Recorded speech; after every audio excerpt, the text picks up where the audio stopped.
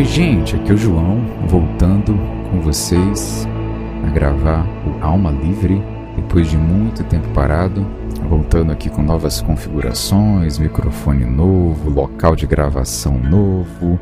Inclusive eu estou gravando num parque do lado do Lago Paranoá, no Lago Sul. Eu achei que ia ter um barulhinho de água no fundo para vocês, mas aqui eu preciso ter uma alta redução de ruído por causa do vento.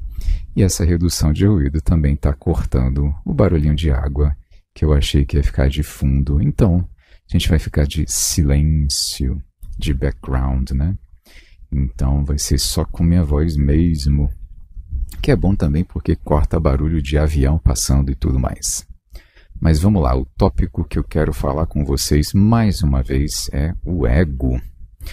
O ego sempre tem várias facetas, várias abordagens diferentes, ângulos que a gente pode observar melhor. O ego é uma dessas palavras meio abstratas com a qual a gente tenta identificar posturas mentais, emoções, atitudes. E como toda coisa abstrata, é como que, eu já usei essa metáfora aqui da gente, quem tem cachorro sabe, né?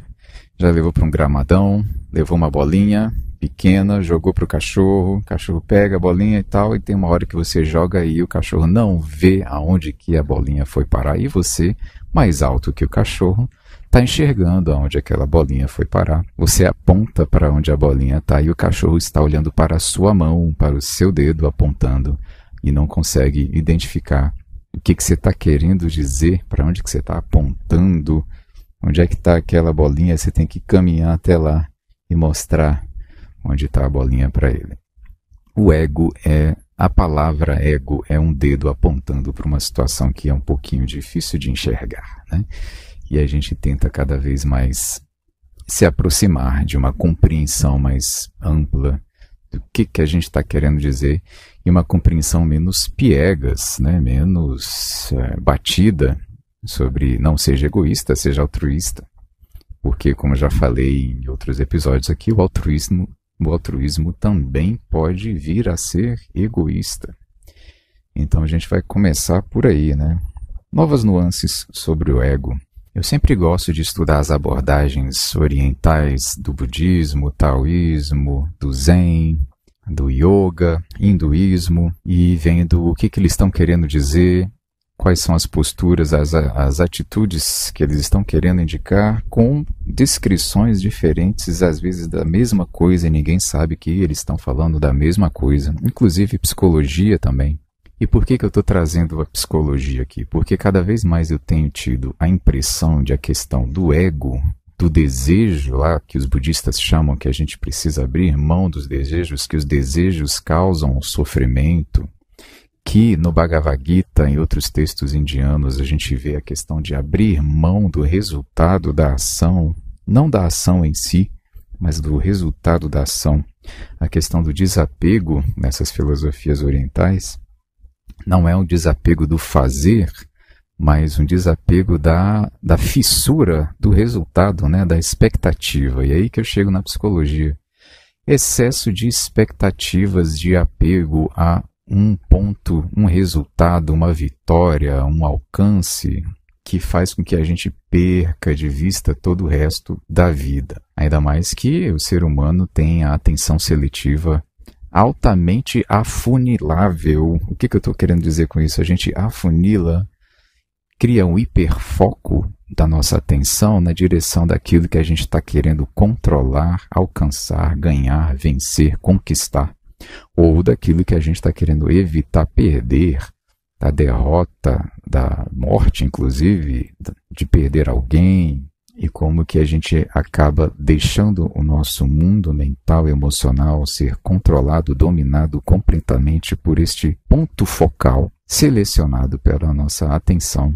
E esse ponto focal, essa expectativa, é como um jogo escolhido. Quando eu falo de jogo, várias vezes eu já falei aqui no podcast sobre jogos da vida, jogos que a gente seleciona, determina com regras que a gente assume, que a gente compra, que não são coisas naturais do universo, mas que são coisas que a gente acaba estabelecendo como metas, como um jeitão de funcionar, como expectativas, e aí a gente compra aquela ideia e deixa todo o resto passar despercebido, porque não está dentro daquilo que eu estou filtrando nesse conjunto de regras, que podem ser culturais, pode ser de certo e de errado, que vai filtrando, vai criando um colorido do meu modo de enxergar o mundo e a vida, que faz com que eu veja algumas coisas como importantes se elas saltam aos meus olhos, e outras coisas simplesmente passam batido porque para mim são desinteressantes, e outras coisas eu tenho aversão e brigo com aquelas coisas como se fosse algo muito sério lutar com aquilo, para que a vida possa funcionar de forma normal e tranquila. E aí, voltando então da questão de apego às expectativas, no afunilamento do nosso ponto focal. Tem um teste de atenção famoso, um teste psicológico, que é de um vídeo que foi gravado com 2 times de basquete, 2 times assim, né, improvisados ali para o experimento psicológico em si. E um time está vestido todo de branco, o outro time está vestido todo de preto. Cada time tem uma bola de basquete e cada time está passando a bola para os jogadores do próprio time. E ali eles ficam rodando entre si, se misturando, passa a bola, corre, vai. O teste de atenção é o seguinte: você precisa contar quantos passes que o time branco deu no espaço do vídeo que vai ser tocado para você. E o que acontece? Parece que o exame é sobre a quantidade de passes. O teste da atenção parece ser você ter conseguido contar exatamente os passes do time branco, descontando ali o time preto, né? Só que não é esse o teste de atenção. O teste de atenção é, ao final, ok, o resultado dos passes do time branco é X. Mas você viu alguma coisa estranha a mais acontecendo no ambiente onde estava acontecendo essas passadas de bola, de jogo? Eu recomendo que você vá lá ver esse teste, né? Agora eu já falei, né? Enfim. Mas o que acontece é que uma pessoa fantasiada de gorila, com uma roupa preta de gorila, entra no meio dos 2 times e começa a dançar, faz umas piruetas lá e sai antes do vídeo acabar, né? Ele aparece no meio das jogadas de bola, passa ali e vai embora. A maioria das pessoas fazendo esse teste, contando os passes do time branco, não viu este gorila fazendo palhaçada no meio do teste, porque ele estava com a cor mais escura, com a cor preta, e a pessoa estava com a atenção voltada na cor branca do time com o uniforme branco. E aí a gente perde de vista um monte de coisa ali, né, quando está hiper focado. E aí a gente pode extrapolar isso para questões emocionais, para questões do ego, do apego. E aí o budismo fala muito da questão do apego e as pessoas interpretam mal como sendo o apego à matéria, o apego a coisas. Pode ser, no nível mais básico, um apego a coisas, porque o apego a coisa nunca é só a coisa em si. É um apego a uma história contada sobre aquele objeto. É um apego à narrativa de quem é você com aquela posse. É um apego à ideia que se tem daquela coisa, ao julgamento, à percepção emocional. Então, o apego é sempre uma questão psicológica emocional. Só que aí o que a gente faz, né? A gente faz isso com cenários de vida, que a gente aprende talvez com a cultura, com a família, com as pessoas ao redor, o que a gente precisa fazer na vida, o que a gente precisa evitar na vida, o que a gente tem que alcançar, e a gente entra, instala o jogo na nossa consciência, e a nossa consciência fica apegada, direcionada naquela expectativa daquela coisa. A expectativa é do vir a ser, do vir a ganhar, do tirar vantagem ou de não perder a vantagem de uma situação, de uma pessoa, de um trabalho, de um relacionamento, de dinheiro, ou de seja lá mais o quê. E aí a gente fica preso nesse funcionamento, nessa programação consciencial, sem saber exatamente o que fazer quando a vida diz não. E aí uma grande causa da depressão é você estar com a expectativa de um jogo de uma realização, de um resultado, de um ganho que você acha que deveria ter, o que você acha que a vida deveria trazer para você porque você merece, e aí a vida simplesmente diz não, não vai ter, não vai estar tendo, esse modo de funcionar aí não vai estar rolando. E a pessoa não sabendo uma outra forma de atuação ou de enxergar a vida, não sabendo uma outra lente, não sabendo se atualizar consciencialmente frente ao que a vida trouxe para ela, ela pode se afundar numa depressão, numa desesperança, que faz com que as coisas não tenham mais sentido, porque aquilo onde ela tinha colocado todo o sentido da vida dela simplesmente não está funcionando, ou funcionou até certo ponto e se retirou, parou de funcionar. A pessoa terminou o relacionamento, aquele emprego acabou, ou simplesmente a situação de vida mudou, às vezes inesperadamente, e a gente vai precisar se reconfigurar para poder lidar com a nova situação. E aí essa flexibilidade emocional é necessária para que a gente possa eleger novas metas, novos objetivos ou novas formas de degustar, de apreciar a vida, de tirar prazer de estar vivo, de existir, que não mais tem a ver com as formas antigas, onde a gente colocava todas as nossas fichas, né? Onde a gente apostava toda a nossa emoção, atenção, preocupação, expectativa. E como é que a gente faz então para conseguir ficar mais flexível nesse sentido consciencial? Eu diria que essa seria a forma de abrir, de abertura do ego, de ampliar. Antes de falar disso, mas já dando spoiler, seria uma flexibilidade também no sentido do que é o certo e do que é o errado, do que é o viver bem e o que não é de acordo com o viver bem. No sentido de tudo depende, tudo é relativo, tudo é flexível, que depende do contexto, da configuração da vida, do que a vida está se mostrando no momento e de como que eu estou em diferentes fases da vida, inclusive buscando diferentes coisas ou deixando de buscar diferentes coisas também. O abrir mão tem muito do deixar estar, de deixar de buscar. Mas eu quero falar um pouco antes disso do egoísmo altruísta, do egoísmo moral, religioso, do certinho, do justiceiro, né? Porque aí a gente pega assim, não, eu não vou ser egoísta, eu vou ser altruísta. Aí você pega, por exemplo, uma fala de Jesus, uma passagem de Jesus, em que ele diz que aqueles que quiserem ser os primeiros deverão ser os últimos e servir a todos. Então a pessoa corre para ser o último da fila e fazer questão de deixar todo mundo passar na frente e começa a se incomodar de outras pessoas não estarem seguindo o modus operandi dela, o modo de atuação que ela elegeu para seguir, que ela atua de uma forma que ela considera ser positiva, boa, e começa a entrar em conflito interno com as pessoas que não estão seguindo a mesma crença, a mesma atuação, o mesmo jogo, a mesma regra de vida que ela, e aí vira o bonzinho que se lasca, né, para não falar outra coisa.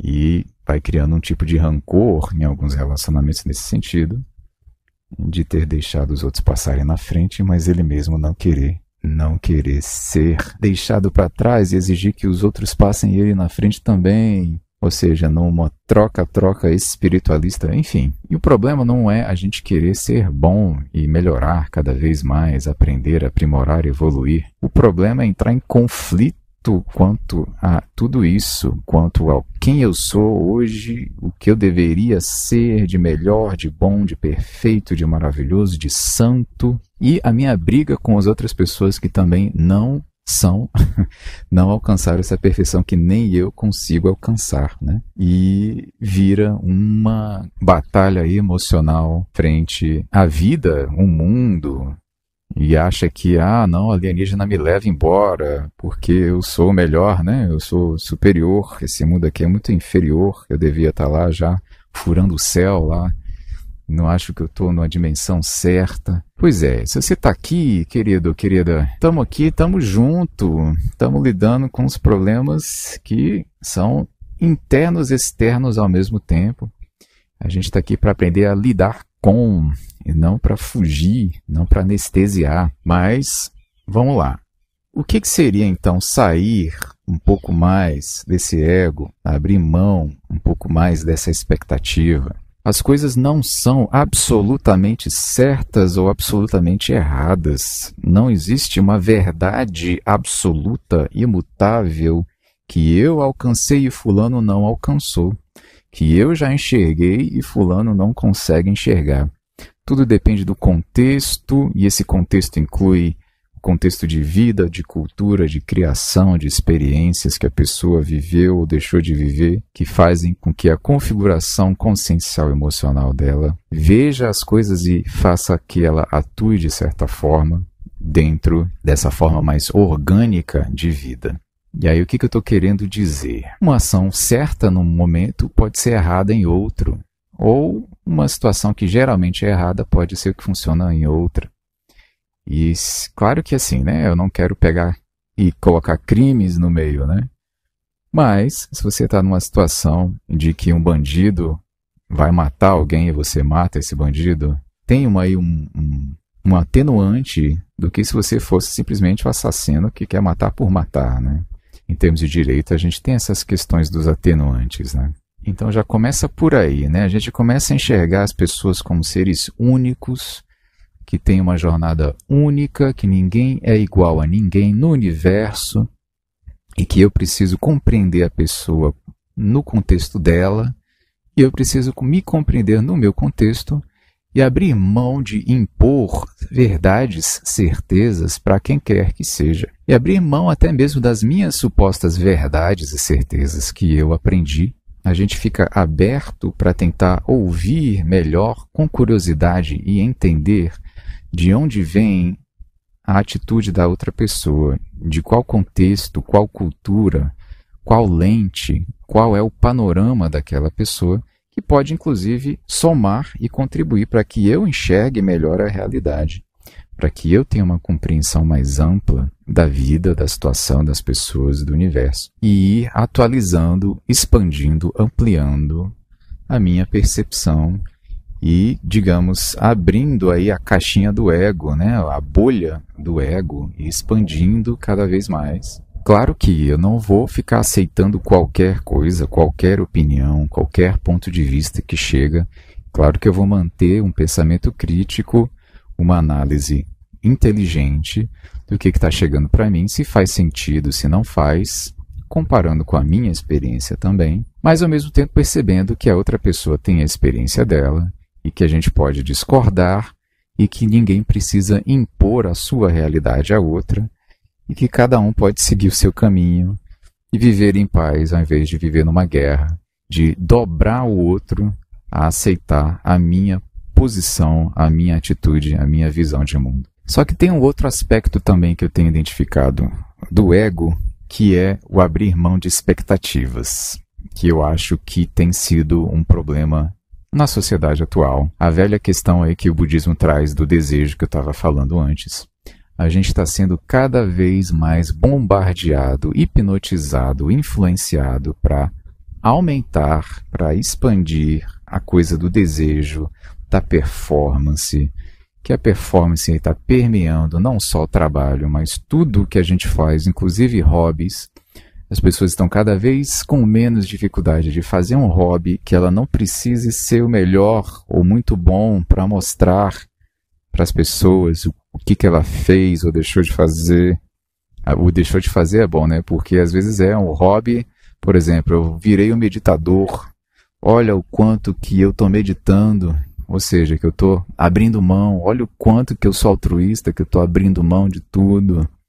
Tem até um meme que eu costumo citar, que era um quadrinho. Eu precisava achar o autor desse quadrinho para fazer a referência correta, dar o crédito para ele. Mas o quadrinho era assim, era o cara falando, não, eu sou muito humilde, o primeiro quadrinho. O segundo quadrinho, não, mas eu sou muito humilde. Terceiro quadrinho, eu sou a pessoa mais humilde do mundo. E aí o último quadrinho, ele no alto de uma montanha assim, curvem-se todos diante do Deus da humildade, né? E é basicamente a atitude interior que muita gente tem quando começa quando compra um novo jogo, seja o jogo da humildade, seja o jogo de sei lá o que for na vida, né? Não estou dizendo que tudo é apenas um jogo na vida, que nada tem um fundo de sentido. Tem jogos, muitos jogos, que valem a pena ser jogados e a gente precisa ficar escolhendo qual jogo que vale a pena ser jogado, percebendo o nosso mundo interior, nossas emoções, a nossa interação com as pessoas à medida que a gente participa desse jogo, entre aspas, né? Por exemplo, só que o jogar menos egóico, eu diria, seriam os jogos que não têm metas de vitória, de ganho, de realização. Que seria, por exemplo, uma música ou uma dança. Eu gosto muito dessas alegorias que o Alan Watts usa, que ele diz: o objetivo de uma música não é chegar ao final dela. Porque senão, se fosse isso, os melhores músicos seriam aqueles que terminariam a música mais rápido. E os melhores dançarinos seriam aqueles que chegariam no local específico do salão mais rápido. Mas o objetivo não é esse. O objetivo da música é a própria música. O objetivo da dança é a própria dança. Ou seja, não dá nem para chamar de objetivo, né? É o dançar, é a música, é o curtir, é o ser. Claro que tem gente que vai e pega, o ego entra no meio, e aquilo vira mais uma performance. E aí o músico começa a competir com outros músicos, começa a buscar likes, buscar a audiência, buscar coisas de uma forma excessivamente preocupada, que é o que eu tenho chamado com apego às expectativas, né? Excesso de expectativa, que é, de novo, essa coisa da performance. Será que eu vou agradar, desagradar? Será que eu sou bom bastante diante de críticos, de juízes? Será que eu vou ganhar a competição de dança? Será que eu sou o melhor dançarino no mundo? E aí você já não está dançando por você já não está curtindo a coisa. Você está querendo impressionar, agradar, e você está colocando a curtição lá depois, quando a pessoa te reconhecer, quando você ganhar a medalha, quando você ganhar o campeonato, o concurso.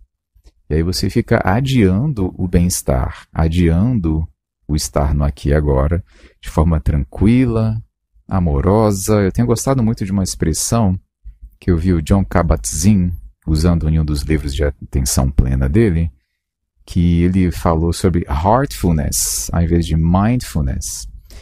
Que o mind é a mente, atenção plena. Heartfulness, heart é coração. Ou seja, é um sentimento pleno. Porque, no fundo, ficar no aqui e agora é uma questão de sentir, de sentimento. E aí você fica adiando o sentir do aqui e agora, porque você colocou lá na expectativa no lá depois, e aí você não vive mais. Vive em função de X. E é isso que eu estou chamando excesso de expectativas. Então, quando a gente consegue realmente abrir mão de expectativas, um prazer maior vai florescendo, vai se ampliando o nosso ser. E o que eu estou chamando? Mas eu não vou querer fazer nada então se eu não tiver expectativas, se eu não tiver plano, objetivo.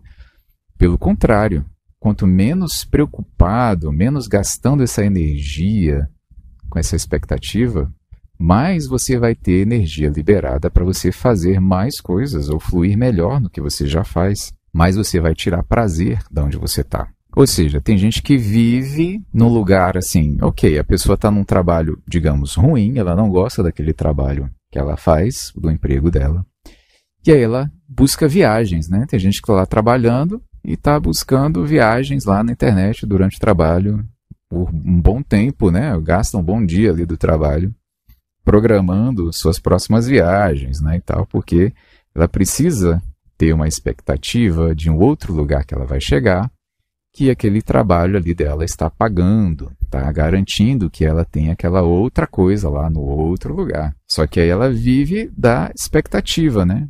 Aí vai lá para a viagem, viajar é muito bom, mas se ela vive em função, ela não vai estar viajando o tempo todo por mais que ela gostaria, né?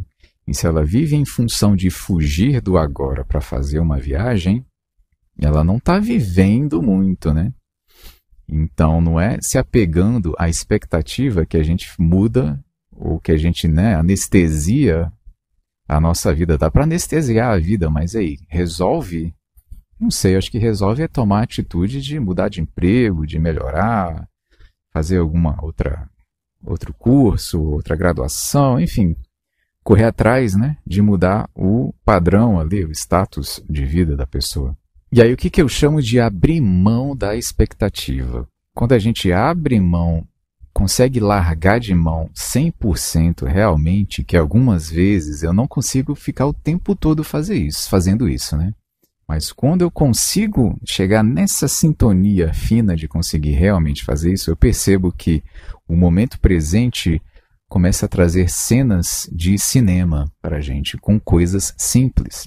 Quando a gente abre mão de todas as expectativas, o aqui e agora parece que tem paisagens de pinturas, de obras de arte. O momento presente começa a se apresentar para nós como nuances de beleza que a gente antes estava deixando passar despercebido, porque o nosso olhar estava lá depois, segurando lá uma programação, segurando lá um chegar, uma expectativa, um julgamento, uma medalha, uma aprovação, uma reprovação, que a gente não se soltava no presente, e não se soltando no presente, não nos sentindo, não sentindo nada, se anestesiando, e deixando de perceber muita coisa, uma riqueza de detalhes que passa despercebido no momento presente, porque a gente está lá com a nossa atenção seletiva, hiperfocada num jogo que muitas vezes é irreal, surreal, fantasioso, imaginário, que a gente acha que alguém está fazendo julgamento e nem está nem aí, porque a gente acha que tem que chegar em algum lugar, e quando chega lá não muda nada também. Então essa mudança é interior, e isso acontece com espiritualistas também. Tem um livro muito bom do Hermann Hesse, chamado Siddhartha, que também traz essas abordagens do budismo. E ele tem uma passagem que diz o seguinte, que tem um buscador espiritual, ele busca a verdade, e ele viaja continentes, ele busca mestres espirituais, ele busca mosteiros budistas, ele está buscando a iluminação, está buscando chegar lá, buscando nirvana. E aí tem um dia que ele pega um barco, a questão do barco no budismo é bem simbólica, com uma ferramenta que leva a outra margem, ou seja, que traz a iluminação. E aí ele conversa com o barqueiro, e na verdade o mestre, eu vou dar aqui alguns spoilers, O mestre é esse barqueiro. E aí ele começa a conversar, o buscador conversando com o barqueiro, e aí o barqueiro vira e fala para ele, Você, de tanto ser um buscador, você busca tanto que não está enxergando aquilo que está bem na frente dos seus olhos. Você acaba de tanto querer chegar lá, você não encontra o que já está aqui. O Alan Watts também fala muito disso nas palestras dele, De que a coisa mais difícil de um mestre zen, um mestre budista, fazer a pessoa chegar, é chegar aonde ela já está. Trazer você de volta para onde você já está. Que já tem muita coisa aí que a gente perde de vista, se anestesia, porque tem que chegar, supostamente tem que chegar em algum outro lugar, e aí quando chega lá já tem que ir para outro, porque a gente está viciado nesse modo de estar sempre chegando, sempre buscando, e a gente é treinado a uma economia do consumo que é preciso consumir sempre mais e mais e não parar para continuar a fazer a economia rodando, Senão para a coisa. Claro que tem algumas questões de trauma também, A gente vive num mundo que é extremamente violento, então fugir da dor é um dos mecanismos que faz a gente fugir da realidade, fugir do aqui e agora, e buscar algo melhor. É positivo fazer esse movimento de mudança de uma situação negativa, que nem eu estava falando antes da questão do trabalho da pessoa. Porém, às vezes a pessoa já saiu da situação negativa, da situação de perigo, da situação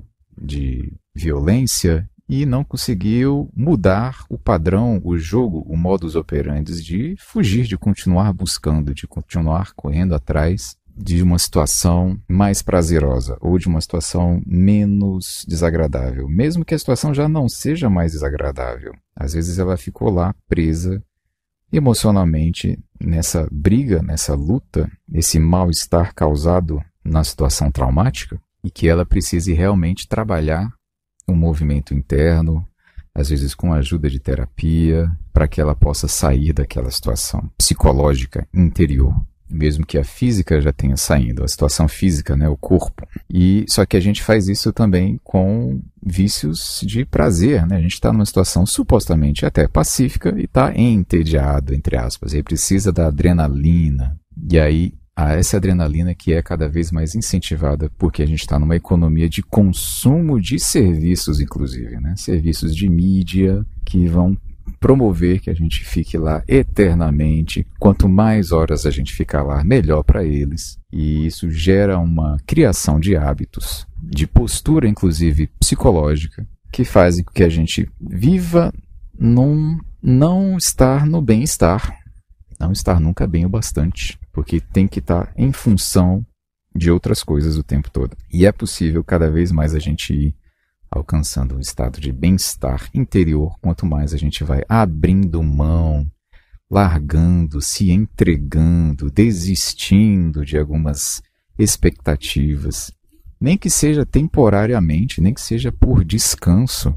Ok, eu vou correr atrás, eu vou colocar a cabeça para lutar, para alcançar aquela meta, mas chegou de noite, bora dormir, vamos tentar, né? Fazer um abandono, uma entrega para o universo, para Deus, para a vida, para o fluxo do cosmos, deixo estar, deixo fluir, plantei. Por isso que eu falei antes aqui da questão mais orgânica de lidar com a vida e menos mecânica. A mecânica é muito isso, né? A ação e reação. Eu quero fazer uma coisa para me dar um resultado X e eu quero botar força ali para aquilo acontecer. O orgânico também faz isso, só que é como se fosse o plantador, cultivador. Você vai cultivar, ou seja, você planta, cuida do clima, cuida do terreno, faz ali o que é necessário e confia no processo da natureza, daquele cultivo, para que aquilo que você plantou brote, nasça.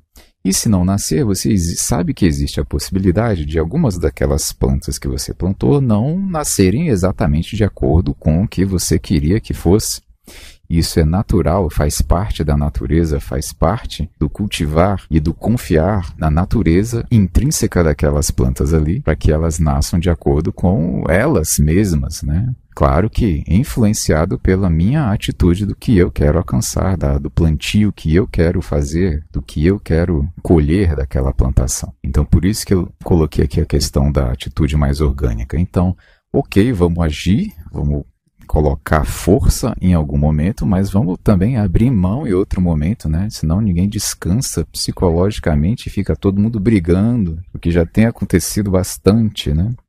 Vamos soltar um pouco mais, acho que a gente tem apertado demais as coisas, né? Então, abrir mão, se entregar, soltar, confiar, relaxar, desistir, nem que seja temporariamente, entregar, né? Eu cesso o meu fazer força aqui, eu solto tudo, deixo as expectativas, deixo de dar importância, abro mão. Aquilo já não é importante neste momento, o que é importante é o meu descanso mental, psicológico, nem que seja para essa noite, para eu dormir bem. Não quero mais saber da situação com a qual eu estava brigando antes. E eu abro mão, deixo ir, deixo estar. Eu acho que esse é um processo aí de descanso psicológico, emocional necessário, que precisa ser praticado como higiene mental e emocional. Principalmente aí à noite, que nem eu falei, se você não está querendo virar um mestre zen budista que anda desapegado e leve o tempo todo, pelo menos experimente se tornar leve em alguns momentos da vida, né? Se tornar leve e abrir mão de tudo. Pega leve consigo mesmo, leve a si mesmo, menos sério, né? Permita as coisas fluírem um pouco mais, ao invés de ficar tentando direcionar o tempo todo. E se não for para o caminho que você quer, de repente não é para ser. Normalizar o não é para ser. Claro que também não é para abandonar tudo, né? E se soltar e deixar a correnteza levar o tempo todo, né? É um equilíbrio, é o caminho do meio, mais uma vez. Você vai dar uma passada, mas também vai ter o momento de perceber qual foi o resultado, qual foi o caminho dessa passada, qual é a direção.